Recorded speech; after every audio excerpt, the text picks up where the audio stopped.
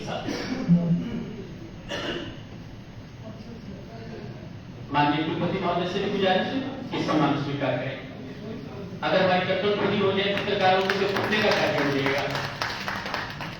बहुत बहुत स्वागत।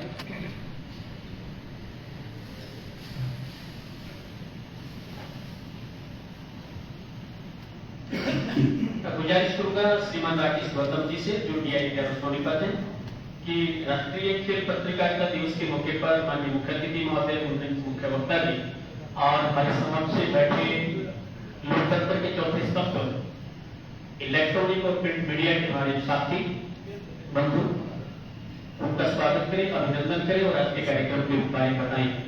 श्रीमान राकेश गौतम जी।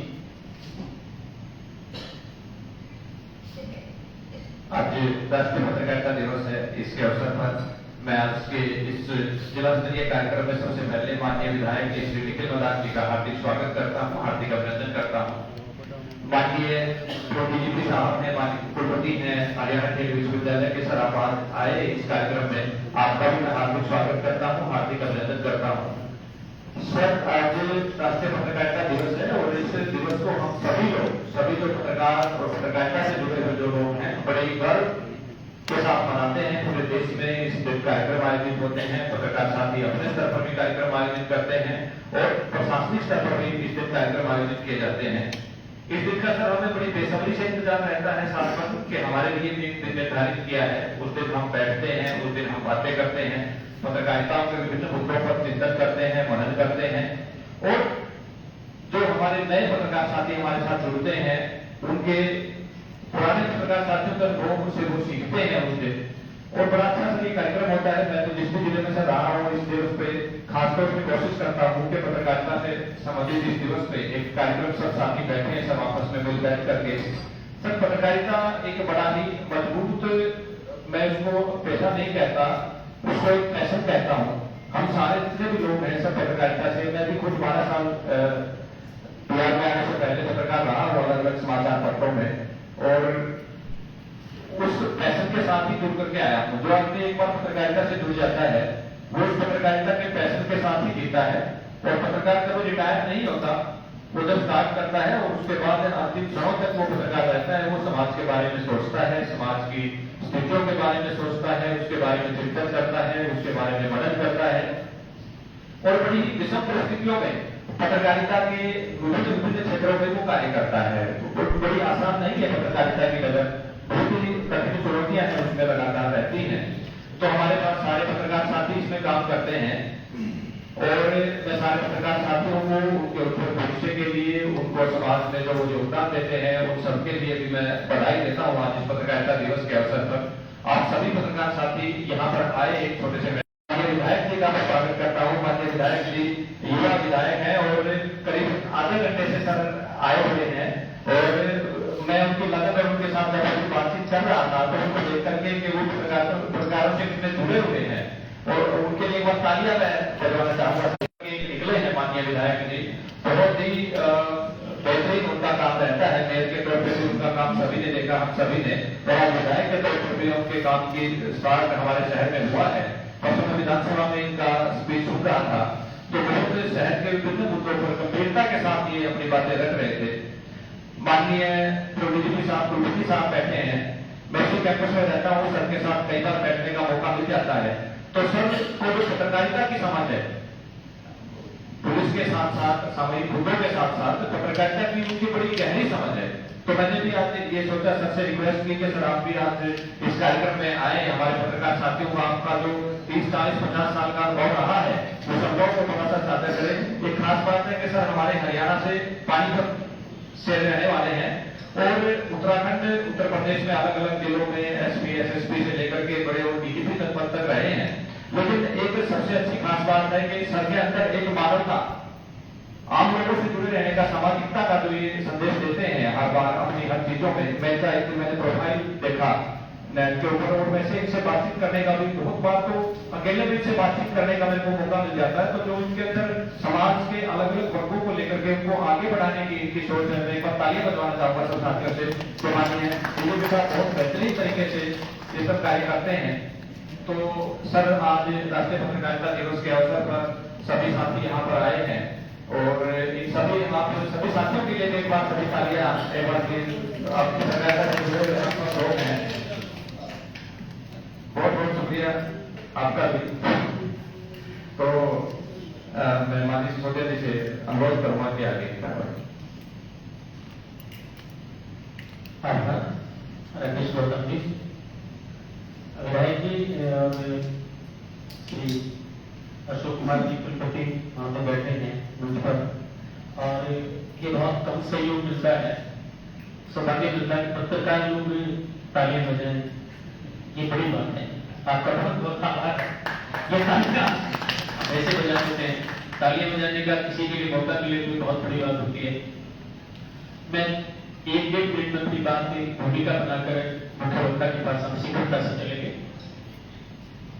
नेपोलियन का नाम हम सब लोगों ने सुना है, नेपोलियन बोनापार्ट। उन्होंने कहा कि मैं 100 तलवारों से नहीं, एक कलम से डरता हूं। निश्चित रूप से, लेकिन पत्रकारिता का जो कार्य है ये तलवार की धार पर चलने जैसा है। हमारा राष्ट्रीय आंदोलन यदि आप लोग देखेंगे, राष्ट्रीय आंदोलन जितने भी हमारे महान नायक रहे हैं, आजादी के नायक जो रहे हैं, वो कोई ना कोई अखबार निकालते थे। आप राजा राममोहन राय से लोग देखेंगे, मिराकुल अखबार, संवाद कौमुदी, और बाद में लोकमान्य बाल गंगाधर तिलक, जो हमारी स्वतंत्रता आंदोलन की 3 मुख्य धाराएं थी, उदारवादी आंदोलन और उग्रवादी आंदोलन और क्रांतिकारी आंदोलन, वो सब लोग अखबार निकाला करते थे। भगत सिंह और क्रांतिकारी की किसी प्रकार की बात की विचार शान पर जो क्रांति की धारा है वो तेज होती है। और मैं समझता हूं कि आप लोगों ने जो ये कमान संभाली है, ये बहुत बड़ा काम है। यदि आज हम लोग विश्व एकता की बात करते हैं, वैश्विकता की बात करते हैं, ग्लोबलाइजेशन की जब हम लोग बात करते हैं, तो ग्लोबलाइजेशन का मतलब यह है कि दुनिया की किसी एक कोने में जो घटना घटती छोटी सी, वो पूरी दुनिया में इतनी तेजी के साथ फैलती है और उसका इतना तीव्र प्रभाव होता है कि दुनिया उसको झेलती है। तो मैं समझता हूं कि आपकी जो कलम है, जब आप चलाते हैं उसको जब होश में चलाते हैं, और हो सकता है कई बार बेहोशी में चलती हो, मेरी इतनी औकात नहीं है इस बारे में बोलने की। अगर मैं अध्यापक दिवस होता तो अपने बारे में बताता, पत्रकारों के बारे में बोलना मेरा लिए ज्यादा मुफीद नहीं है। लेकिन आप जो महत्वपूर्ण कार्य कर रहे हैं और जो लोकतंत्र का चौथा स्तंभ है, जो सरकार के सामने डट कर खड़ा रहता है, उसको कोई आईना दिखाता है, आंखों में आंख डालकर कोई बात कर सकता है, तो आप लोग बैठे हैं यहाँ पर। तो आप भी इनका बहुत बहुत स्वागत है, अभिनंदन है। और मैं समझता हूँ कि आप जो कलम के सिपाही इसको पूरी शिद्दत के साथ इस काम को करेंगे, और जो सरकार है उसको आईना दिखाने का काम, उसको सही रिश्ते पर लाने का काम। अगर यहाँ पर 1000 प्रोफेसर बैठे हो ना, 4 पत्रकार बैठे हो, तो जो नेता है पत्रकारों की बात ज्यादा करेंगे, प्रोफेसर की बात नहीं करेंगे। तो मैं समझता हूँ कि निखिल मदान जी इस बात को समझ ही रहे हैं। आज शनिवार का दिन है, जो कार्यक्रम बहुत अच्छा रहेगा आपका सम्मान। मैं बहुत ही आदर के साथ आपकी तालियां एक बार बजे फिर से माननीय कुलपति महोदय जी, और आजकल हरियाणा के विश्वविद्यालय राई सोनीपत के माननीय कुलपति महोदय, उनसे आग्रह किया है और अपना संबोधन रखें। माननीय कुलपति महोदय प्लीज। धन्यवाद संचालक महोदय। माननीय विधायक सोनीपत श्री मदान जी, हमारे पत्रकार साथियों, कुछ लोगों को मैं जानता हूँ और कुछ को नहीं जानता हूँ, तो मुझे क्षमा चाहूंगा कि थोड़ा देरी हुआ, समूह कम्युनिकेशन में गैप हो गया, तो अदरवाइज फिर भी गलती के लिए देखिए, पुलिस का और मीडिया का बहुत लंबा रिश्ता आप सभी जाने, और मैंने 35 साल पुलिस में बिताए, इलाहाबाद से शुरू करके एएसपी इलाहाबाद, आखिरी पोस्टिंग मेरी यूपी में एसएसपी मथुरा थी, फिर वहाँ से जब उत्तराखंड आए तो एसएसपी हरिद्वार करके समाओं मेरी ड्यूटी 3 फ्लोर पर आए भगवान, शुरू से इलाहाबाद से लेके बदली जिला है। तो पत्रकार जो है उनका मीडिया का बहुत बड़ा रोल है, समाज बहुत ही बड़ा रोल है। जैसा संचालक महोदय भी कह रहे थे कि समाज का आईना है, समाज को आईना दिखाता है मीडिया। जो हमारे 3 स्तंभ हैं सो कॉल्ड, और उनके साथ चौथे स्तंभ के रूप में भी जो है रोल मीडिया का है। और एक स्टेज थी, मैं कहता हूँ एक स्टेज थी, अभी नहीं विश्लेषण करने की जरूरत है। एक स्टेज की जब मैं मन से कहता रहा हमेशा कि चतुर्थ स्तंभ सबसे ज्यादा पावरफुल है, ठीक है, यानी कि जो हमारे जुडिशरी है, जो हमारे एग्जीक्यूटिव है, जो लेजिस्लेचर है, जो तीनों पावर हैं, उनसे बड़ी पावर मीडिया है। पर समहाउ जो भी कारण रहे हो आज की तारीख में मैं एकदम उससे नहीं कह सकता कि कॉन्फिडेंस है कि भाई वही सबसे ज्यादा पावरफुल है। तो देखिए हमारे समाज में भी जाते हैं, जैसे भी भेजे जाए हैं एक स्टेज पे हर एक का अपना अपना रोल है और हर एक का चेक्स एंड बैलेंसेस है, ये भी हम जानते हैं। लेजिस्लेटर की अपनी पावर है, एग्जीक्यूटिव की अपनी पावर है, जुडिशरी की अपनी पावर है, और जो टसल है मुझे लगता है ज्यादातर एग्जीक्यूटिव लेजिस्लेटर चलती ही रहती है, और इन सब के ऊपर जो मीडिया हमारा करना है। पर कभी कभी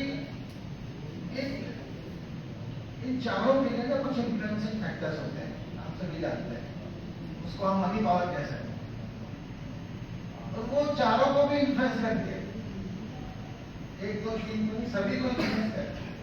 तो कहीं न कहीं वो बैलेंस ऑफ पावर को शेप करती रहती है। तो जो आजकल पत्रकारिता के निष्पक्षता पे जो सवाल उठते रहे हैं, पेड न्यूज में जो बातें होती रही हैं, तो जब से सोशल मीडिया आया है, सोशल मीडिया ने तो एक प्रकार से न्यूज को घर घर पहुंचा। हमें याद है जब हम पहली बार में 2 बार जब पहली बार था तो 15 पत्रकार थे, ठीक है, मतलब 15 भी नहीं थे, 10 8 10 थे।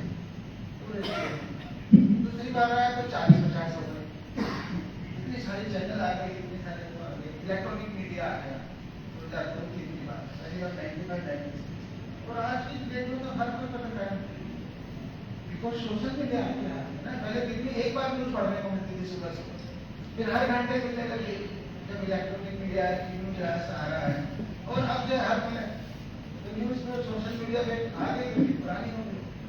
तो सोशल मीडिया ने भी मीडिया की कहीं ना कहीं उसको जो है चेंज किया है इक्वेशन को, और एकदम लाइव वीडियो डाल जाते हैं, तो वो न्यूज जो है ना फिर वो अपने आप ही एक प्रकार से उसकी वैल्यू चेंज हो जाती है, क्योंकि फिर हमारे पास जनता के सामने जनता खुद ही मीडिया बन गई। सोशल मीडिया का यही तो मतलब हो, उसके फायदे भी बहुत हैं।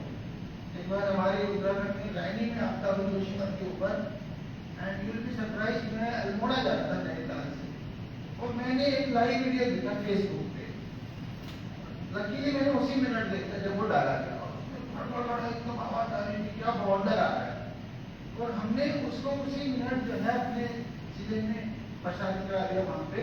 तो एटलीस्ट जहां तक आ गया था उसके नीचे जो कोई कैजुअलिटीज नहीं, हमने सारा खाली करवा दिया, इवैक्यूएट करा दिया, नहीं तो नीचे तक जो 50-100 लोग मर जाते। एक बार तो उसने ब्रिटिश तोड़ दिए, पूरा वो एक पावर हाउस तोड़ दिया, तो उसके पॉजिटिव एडवांटेजेस भी हैं सोशल मीडिया।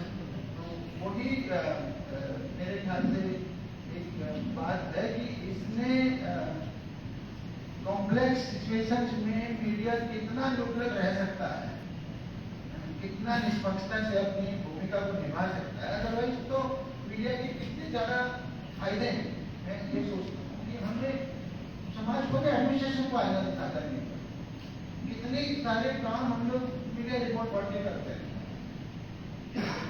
पुलिस के रूप में तो करते रहे, तो डीसी लोग भी करते ही होंगे, हम लोग मीडिया कटिंग्स मंगाते हैं, कौन सा इम्पोर्टेंट है उसको देखते हैं, वो सारा एक्शन करते हैं।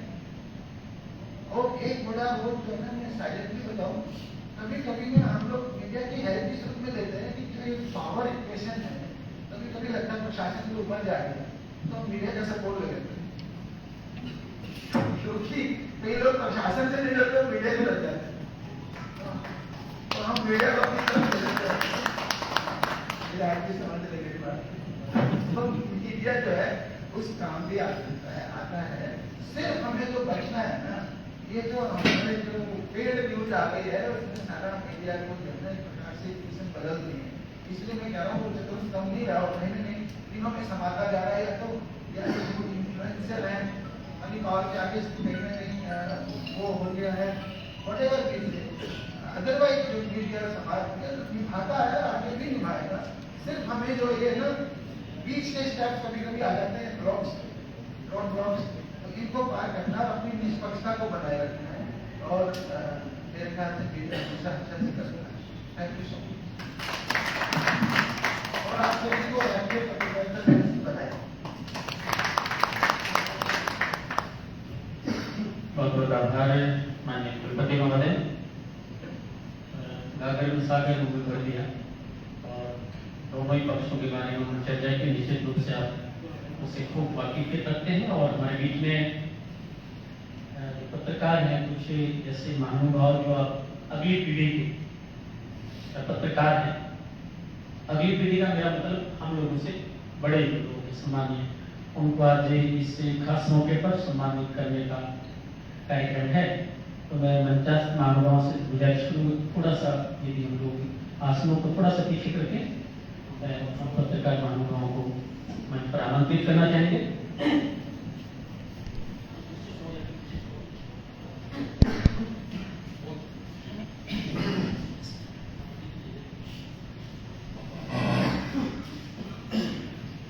जब आप PITR ऑफिस में जाते हैं तो वहाँ पर एक नाम है श्री बलवान सिंह मलिक।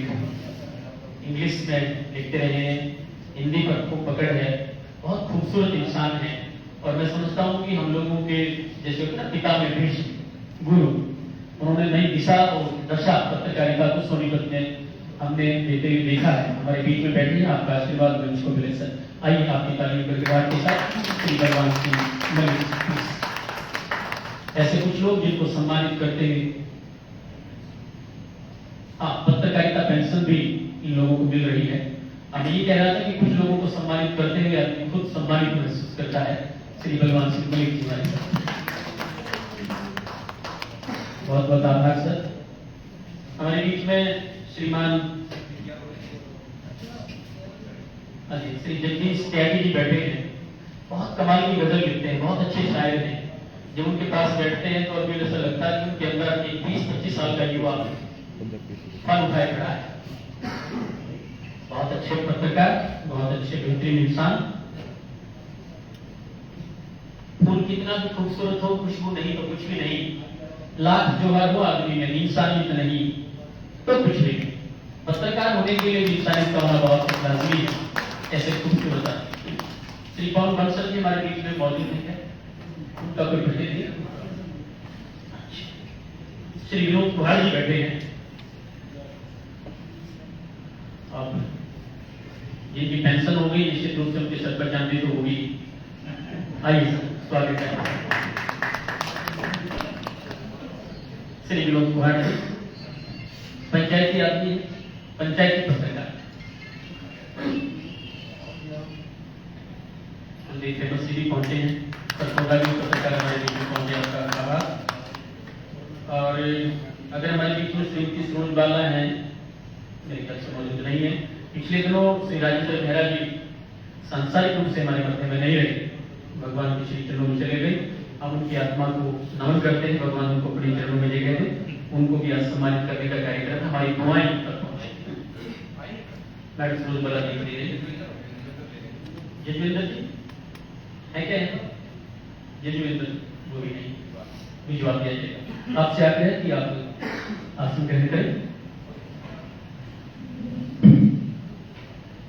और जैसा कि राकेश गौतम जी बता रहे थे, अब की बार सोनीपत ने एक प्रतिनिधि के रूप में युवा का चयन किया है।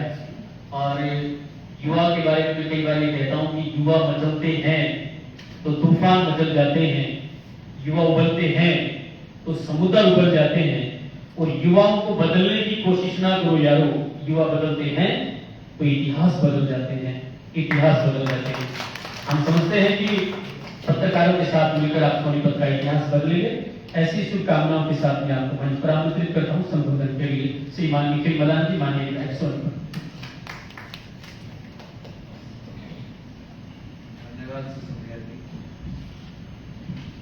आज राष्ट्रीय पत्रकारिता दिवस पे मंच पे मेरे साथ में बैठे पूर्व में रहे DGP, आज वाइस चांसलर राइस स्कूल के अशोक कुमार जी, सोनीपत से DPRO राकेश गौतम जी, सिसोदिया जी, और सामने बैठे सभी पत्रकार छायाकार बंधु, मैं पहले आप सबको राष्ट्रीय पत्रकारिता दिवस की बहुत बहुत हार्दिक शुभकामनाएं, बधाई देता हूँ और जिला प्रशासन को बधाई देता हूँ कि ऐसा एक उचित कार्य आज पहली बार यहाँ पर सोनीपत में हुआ है। आप बधाई के पात्र हैं और सबसे बड़ी बात, खुशी की बात यह है कि आज प्रशासन और सरकार हमारे शहर की या प्रदेश की हर एक गतिविधियों को समझता है और हर एक चीजों को समझता है कि आज मीडिया चौथा स्तंभ है और आज आप सबके लिए आपका राष्ट्रीय दिवस है। जब हम कॉलेज में गए उस समय एक बात समझते थे कि भाई अगर किसी ने मीडिया में जाना है तो मास कॉम करनी बहुत जरूरी है और तब एक चीज समझ आती थी कि मीडिया लाइन ये तो बहुत बाद में डिसाइड होता है कि कौन ब्यूरो चीफ बनेगा या कौन उससे आगे जाएगा या कौन नीतियां आएगा। पर पहले ये बात समझनी बहुत जरूरी होती थी कि भाई मीडिया के अंदर जाने के लिए मास कॉम बहुत जरूरी है और मास कॉम वो लोग करने जाते थे जिनको टैलेंट होता था, पैशन होता था। और मैं समझता हूँ जो आज मीडिया का आपका मीडिया की जो आपकी लाइन है ये आपके काम से पहले आपका टैलेंट है, क्योंकि आज प्रशासन से ज्यादा आप लोगों की जिम्मेवारी, आज दिन हो दोपहर हो रात हो बारिश हो सर्दी हो गर्मी, पत्रकार को हर एक उस जगह पे पहुंचना पड़ता है जहाँ पे प्रशासन को पहुंचना है।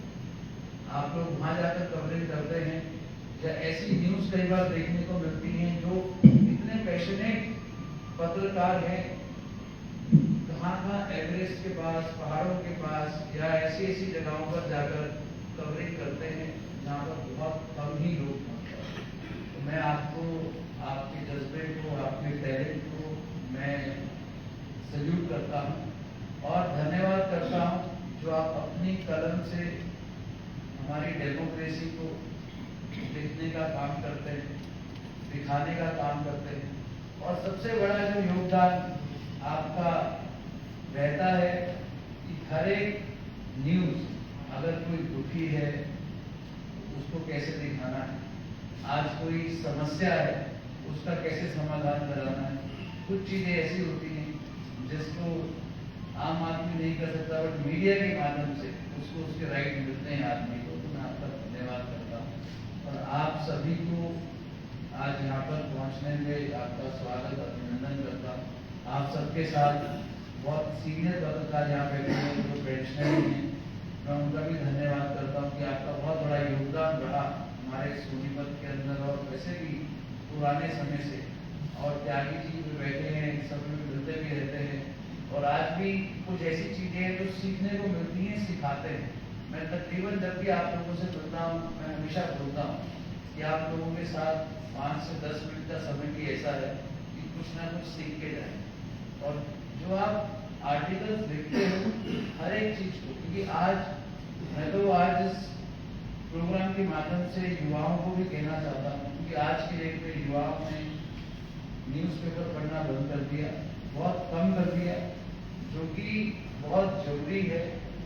क्योंकि आज कुछ चीजें ऐसी होती हैं जो इलेक्ट्रॉनिक मीडिया या सोशल मीडिया में नहीं देख सकते बट अखबार में जरूर पढ़ सकते। और जो बड़ी हमारे न्यूज़पेपर सब चलते हैं उसके अंदर हमारे को नेशनल, इंटरनेशनल, स्टेट या स्पोर्ट्स या कोई भी गवर्नमेंट डिपार्टमेंट की कोई भी चीज हो वो उसमें हमें पढ़ने को मिलती है, बहुत जरूरी। और आप लोगों की न्यूज़पेपर का तो इतना महत्व है, अगर कोई यूपीएससी की पढ़ाई करने जाता है तो ये जरूर कहते हैं भाई हिंदू या ट्रिब्यून या कोई सो न्यूज़पेपर जरूर पढ़नी चालू करो, तभी आपको आगे आपके पेपर में सफलता मिलेगी। मैं आप सबको पत्रकारिता दिवस की बहुत बहुत हार्दिक शुभकामनाएं देता हूँ, आपके उज्जवल भविष्य की कामना करता हूँ। ऐसे ही आप निष्पक्षता से आप अपनी कलम से लिखते रहें, दिखाते रहें। आप सबको बहुत बहुत बधाई। जय हिंद, धन्यवाद।